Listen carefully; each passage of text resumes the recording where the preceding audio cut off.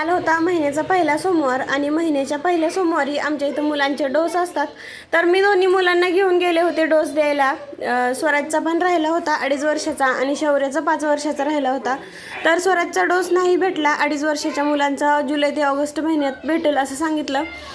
शौर्याचा डोस भेटला होता. तर मी मुलांना म्हणले होते की जर तुम्ही डोस वगैरे व्यवस्थित घेऊ दिलं इंजेक्शन तर मी तुम्हाला येताना आईस्क्रीम देते.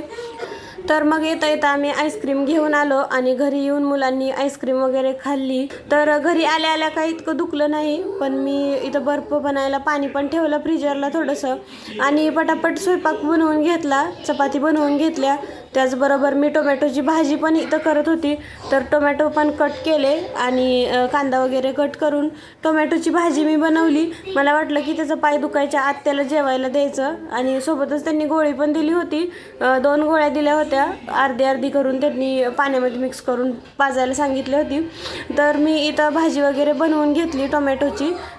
वरून कोथिंबीर टाकली, थोडंसं शेंगदाण्याचं कूट टाकलं आणि मस्त अशी भाजी बनली होती. मुलांना जेवायला दिलं पहिलं तर मुलांनी खाल्लं नाही. इथं मी टोमॅटोची भाजी, चपाती आणि सोबतच मिरचीचं लोणचं घेतलं होतं. मुलांना जेवायला चारलं आणि मुलांनी थोडंसं टोमॅटो आणि चपाती खाल्ली. झोपली मुलं आणि झोपेतून उठला 4 वाजता.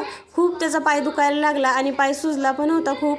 नंतर मग मी मुलांना बिस्किट्स वगैरे खायला दिलं, तेवढंच त्यांना छान वाटेल म्हणून.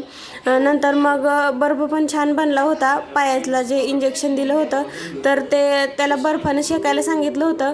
तर मी थोडंसं बर्फ लावत होती, पण तो काय लावू देत नव्हता. त्याला खूपच दुखत होतं, पाय खूप सुजला होता.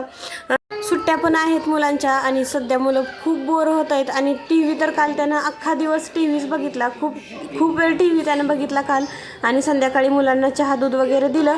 संध्याकाळच्या जेवणात फक्त डाळ खिचडी बनवली आणि असा गेला आजचा दिवस. व्हिडिओ आवडला तर लाईक करा. Bye bye.